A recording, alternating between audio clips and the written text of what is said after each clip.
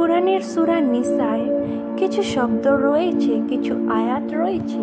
সেই আয়াতগুলি বুঝতে আমার খুব কষ্ট হচ্ছিল। সেই জন্য আমি বাবাকে জিজ্ঞাসা করলাম যে বাবা, আমাকে কি অল্প বুঝিয়ে দিবে? বাবা বলেছে, কেন নয়, নিশ্চয় দিব। কুরআনের সূরা নিসায় কিছু শব্দ রয়েছে, একটি আয়াত যেখানে বলা হয়েছে যে পুরুষরা হয়েছে নারীদের থেকে শ্রেষ্ঠ, উন্নত।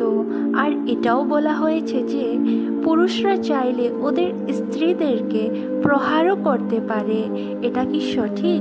বাবা বলেছেন, মা আমার, কুরআন হয়েছে এক লাজুক নববধূর মতো। সে কেবল তার ঘুমটাটা তখনই সরায় যখন পাঠকের হৃদয় নরম এবং মায়াময় পরিপূর্ণ।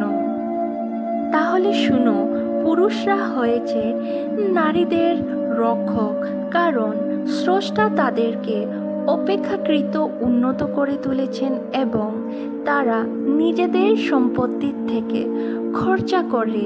তাই ভালো নারী হয়েছে তারাই যারা অনুগত, আরও অদৃশ্যকে ঢেকে রাখে যেমন সৃষ্টিকর্তা ঢেকে রাখে। আরও বলেছেন, যাদের মধ্যে তুমি অবাধ্যতা দেখতে পাও তাদেরকে তুমি ভৎসনা করো এবং বিছানা একাকী রাখো এবং প্রহারও করো, এবং তারপর যদি ওরা তোমার অনুগত হয় তাহলে ওদের বিরুদ্ধে যেও না, নিশ্চয় সৃষ্টিকর্তা মহান। আমি বাবাকে বললাম, বাহ, খুব সুন্দর, তুমি আমাকে বুঝিয়ে দিলে। আমার বন্ধুগণ, ভিডিওটি ভালো লাগলে শেয়ার করবেন, খুদাকে ভালোবেসে, আর সাবস্ক্রাইব করবেন।